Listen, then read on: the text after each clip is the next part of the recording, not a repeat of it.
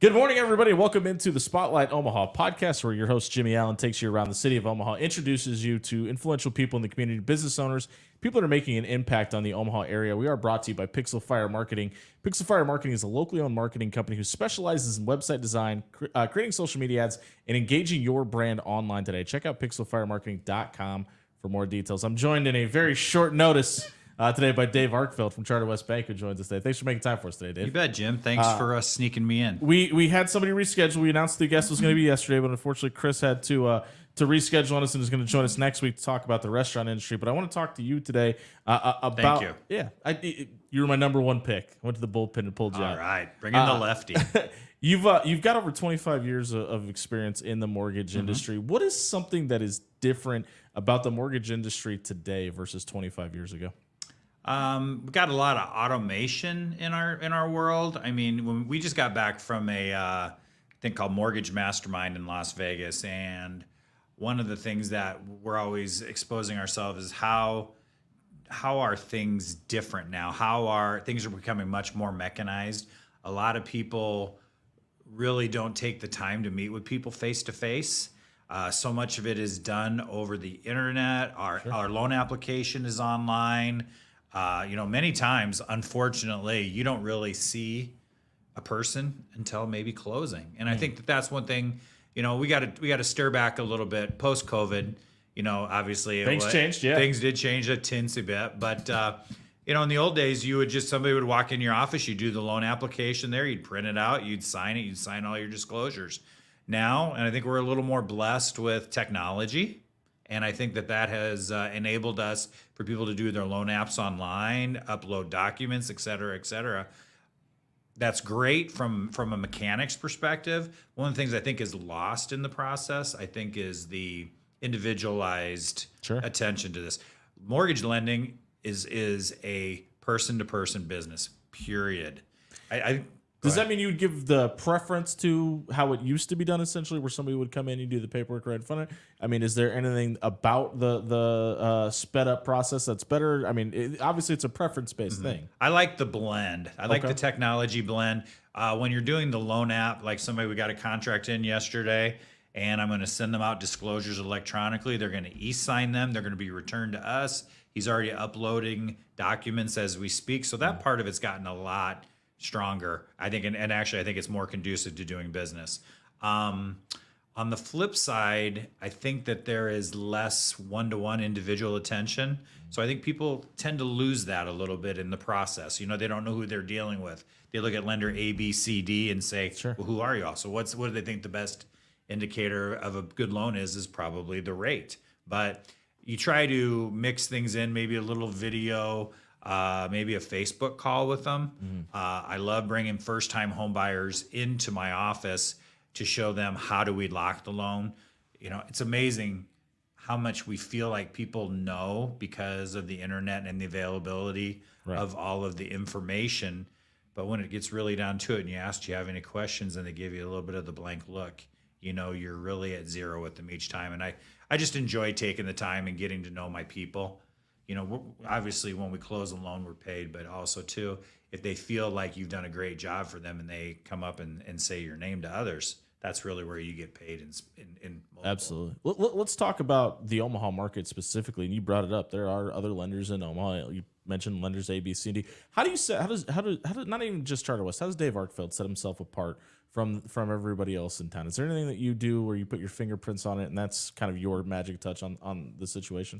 I wouldn't have to say that we're doing anything unique.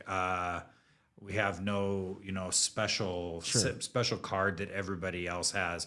One of the interesting things we did find when we went out to Mortgage Mastermind is there's about 100,000 less mortgage lenders in the United States than there was even a couple years ago. Wow. So it's you think that's a direct result of COVID?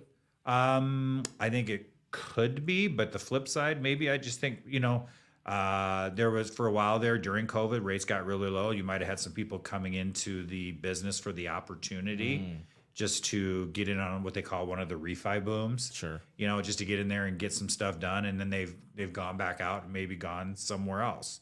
It's as a general rule, I think there's not as many people doing mortgage anymore. I mean, we've had some very large players nationally that have vacated mortgage lending. So I think that has had an impact on what is going on.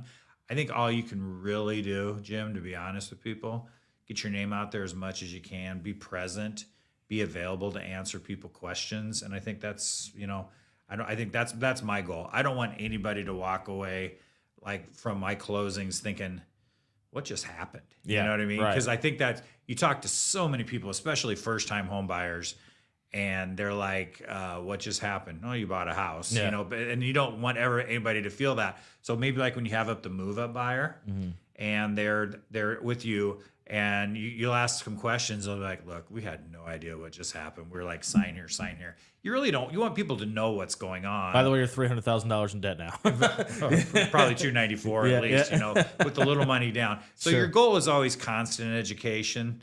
And I think that's one of the pieces that I try to do is we want to be advisors to people. Put it this way. Many people right now have very low rates compared to market. Rates are higher than where they've been, even like during COVID. At the same time, we have also seen data that the savings rate that people had during COVID, all that money that was given, is gone. Inflated a little bit, yeah. Is gone. Yeah. We've also found out that people's debt levels are incredibly high. Yeah.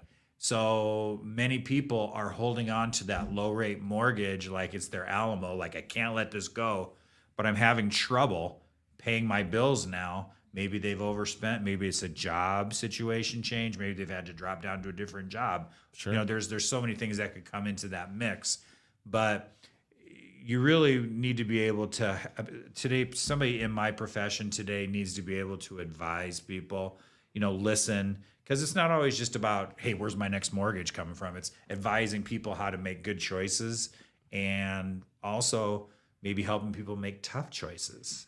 Has your job changed? Do you need to find something smaller? As a general rule in our state right now, our taxes are continuing to rise. Right. And, Governor Pillen is assembling a task force later this summer to try and get a reduction in real estate taxes. And that's going to be a big deal for us here. Sure. I think as a percentage, our taxes are higher compared to a Top lot 20% of the country. Oh, yeah. And also, unfortunately, our homeowners insurance premiums have risen incredibly as well. Saw a stat the other day. Unfortunately, now there's 5 states that are the top where it's the percentage of your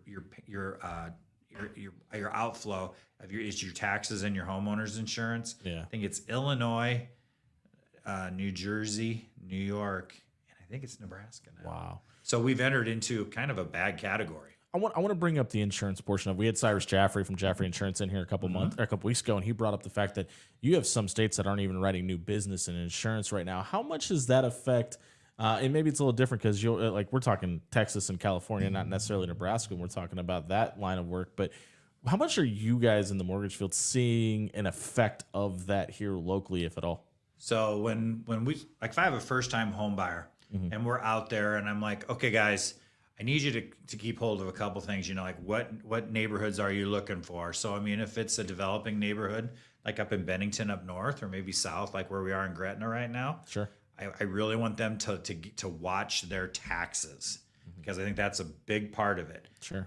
And then I would always kind of homeowners insurance. Now, it's a bigger chunk than what it was. Yeah. And I say, I need you to be on your game. This is what we've projected for homeowners, and I need you to get in touch with an individual like you mentioned before and say, hey, this is what we projected on this type of house. Do you agree or disagree? So, I mean, we got to be more on it number-wise than we have been in the past. I'm aggressive when I lend, okay? And I know that certain products I can get, depending on the type of product, my ratios can be fairly high. But on the flip side, you still have to be able to satisfy the debt to income ratios, which is obviously your debts as a percentage of your income. And homeowners insurance continues to be a growing piece of that. We're catching up with Dave Arkfeld from Charter West Bank here on the Spotlight Omaha podcast, brought to you by Pixel Fire Marketing. When we're talking about a first time, maybe not even just a first time home buyer, but when somebody walks in, what are one or two of the most frequently asked questions you get when somebody walks into your office and maybe working at Charter West for the first time? I think in general, is it a good time for me to be doing this for my family? Is it a good time to be moving in? And then obviously, what's the impact going to be on my payment? One of the biggest components of a home purchase is, the principal and interest, and that has been higher than it's been in quite some time.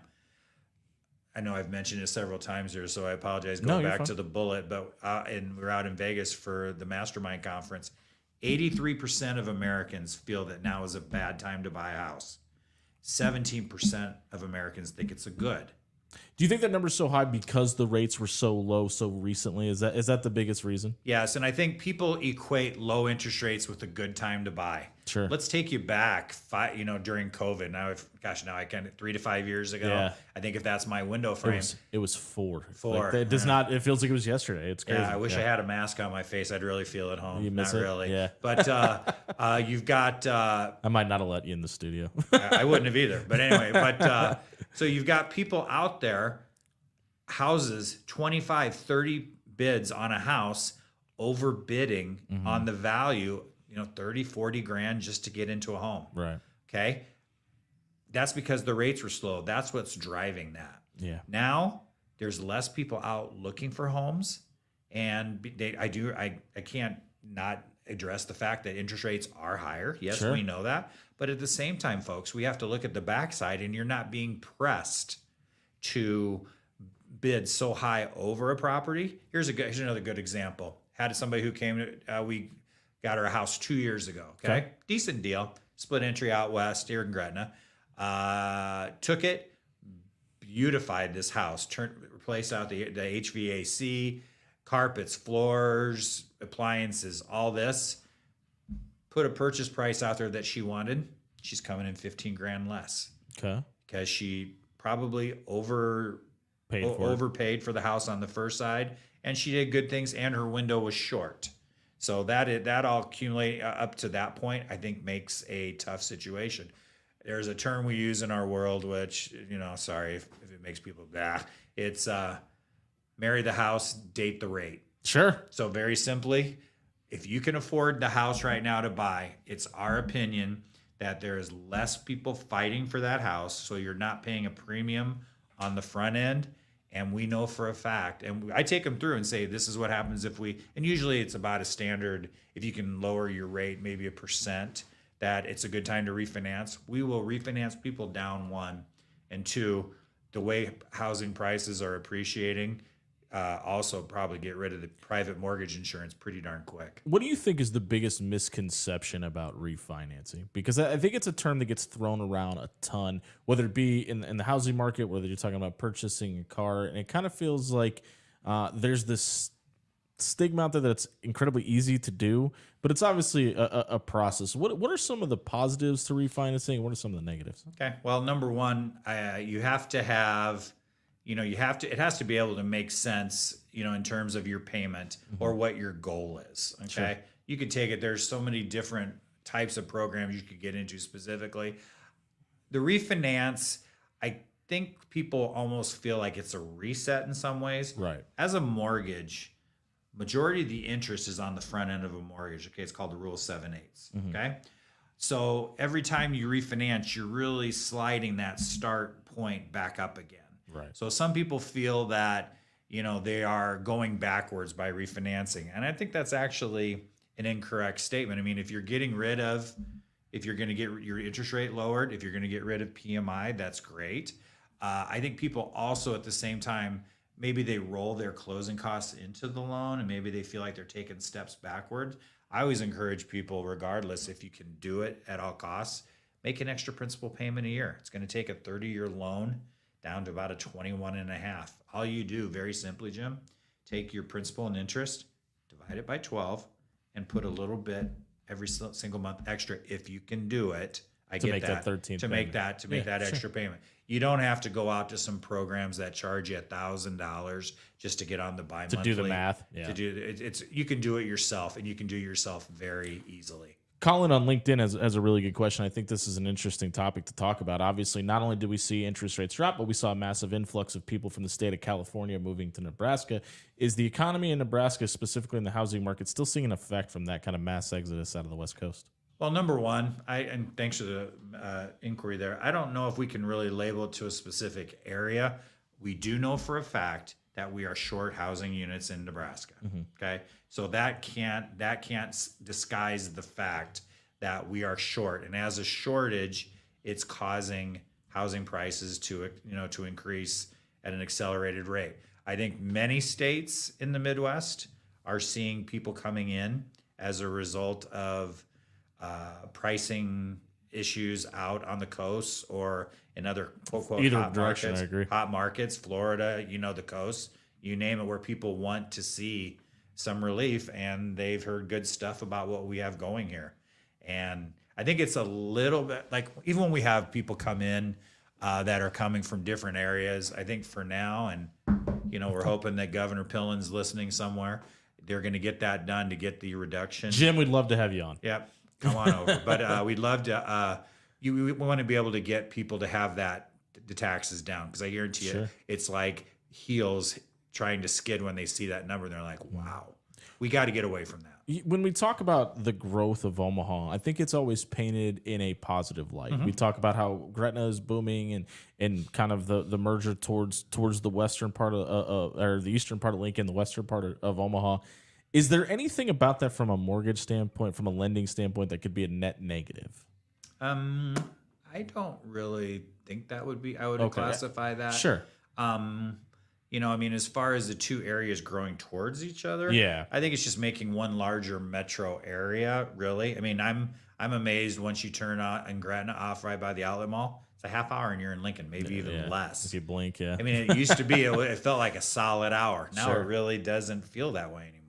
I don't think it's a negative, but fortunately, the great majority of our population in our states, on the eastern side, and I think as they continue to grow, it could make it a bigger economic force. If we're talking about your business specifically, how much of it is done in inner city Omaha, the eastern, south, northern part of the city versus the western Gretna, Elkhorn areas? Anywhere, anytime. There is no area that we. And I mean more from like a consistency standpoint. Like, are you seeing more houses being sold in the inner city? You're seeing more houses being bought? I think it's all over. You've got the condo markets downtown right. that is a continuing growing phenomenon. I think there's a real emphasis on density. That they talk about how we need to maybe fill in density areas, and that dovetails too into the streetcar project and how that can impact that. I think there's only so much ground, and there's actually so much of what we call a manageable commute. And I think people need to that all plays into it. I think there's always going to be opportunities for people to go in and to work on areas that maybe weren't complete. The city of Omaha, the land bank, just gave away 50 lots for a dollar. Yeah. And I think that's all in an effort for people to say, I don't want to drive a half hour. I want to be here close. We're catching up with Dave Arkfeld from Charter West Bank here on the Spotlight Omaha podcast, brought to you by Pixel Fire Marketing. We'll talk about you for a second, not necessarily the lender, but the individual. When we talk about, sorry, we had the camera just adjuster. Will you do me a favor? We pull that microphone that way. It's just blocking your face now. It's perfect. There we go. That actually wasn't a bad thing, by the way. Yeah, we just had 50 viewers drop. No, I'm just kidding. We smart people. When you're leaving Creighton, you're making the decision what you want to do with your life. Why was going into mortgage and banking the right decision for you? Interestingly, my early career was pretty interesting. For a year after college, I sold life insurance for a company called Mass Mutual. Did really well at that, but wanted to move out of town. Went up to the Minneapolis-St. Paul area, and for about 2 years, I sold stuffed animals and troll dolls for a company called Russ Berry. Wow, it was a riot. It was fun. Sure. And it was, the troll dolls with that crazy hair and stuff like that. And it was fun. It was just an opportunity to get out and you learn to market and just to hustle. Moved back to Omaha, and I was looking for another sales job. Didn't find anything. And then somebody was at a job fair. It was called First Year Savings Bank, which over time now has evolved into U.S. Bank Omaha. Was first year. Like, you ever thought about working inside a bank in a grocery store? So that was my intro to banking, was walking down aisles and people were like, hey, did you know there's a bank in the store? No. Do you know where the tomatoes are? I mean, it was that. But that actually... How quickly did you learn what aisle the bread was in? Oh, very fast. And I knew which types too. But that was my intro, for a couple of years into retail banking. And then I actually headed the retail department for a local community bank here in Omaha. And I started doing mortgages there, a little bit here, there, but then I really felt that was my calling, loving helping people get into homes. If somebody is interested in getting into the mortgage field or is considering taking a jump into that side of banking, what's some of the advice you would give them for somebody that's taking a step into this field for the first time? Well, I think you always have to look at the market and where your market is, what you're getting in at. Like I said, one of the things we feel right now is the rates are higher than they've been historically, but so that might take out part of our equation, which is, purchase and refinance. Sure. That could shut that piece down. But the background of lending, there's a piece of lending, and you're always learning in this business. Every day you see something unique, different. And I think the minute you shut yourself off to that, you kind of wither in your own career. Alexis on YouTube wants to know, is it better right now, in Dave's opinion, to be looking for a new home or selling your current home? And so I guess she's saying, is it better to be a first-time home buyer or maybe looking to move out of your current home into your forever home? I think that there's a lot to be said for the move-up buyer. Mm-hmm. Right now, there's less people fighting for those homes. Sure. And everybody wants to get in on that first time home level. Mm-hmm. Unfortunately, we had late April, we had a tornado wipe through neighborhoods, and took out homes, especially in Western Omaha. Yeah. And I think that has caused a little bit of reverberation there. But I really do feel like that step up buyer now, it's a nice opportunity without a huge amount of push on pricing. So if somebody says, I'm in a 3-bedroom, 2-car, want to get into that next step up, I think it's great. Sure. The only thing we need to account for is we need to account for the higher payment, right? With the interest rates being higher, and you're going to have probably higher taxes and higher homeowners insurance. But at the end of the day, I think there's still less traffic in that area. I'd say go for it. Alexis, I hope I asked your question correctly. I apologize. It was worded a little difficult.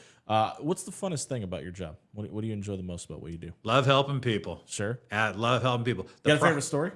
You have to let me think about that one. You can change the names for protection, right? Oh, I gotcha. Yeah, but I love helping people, and actually the process of closing a mortgage, like the back end stuff, sure, to me it's kind of I'm tired of it. You've done it so many times.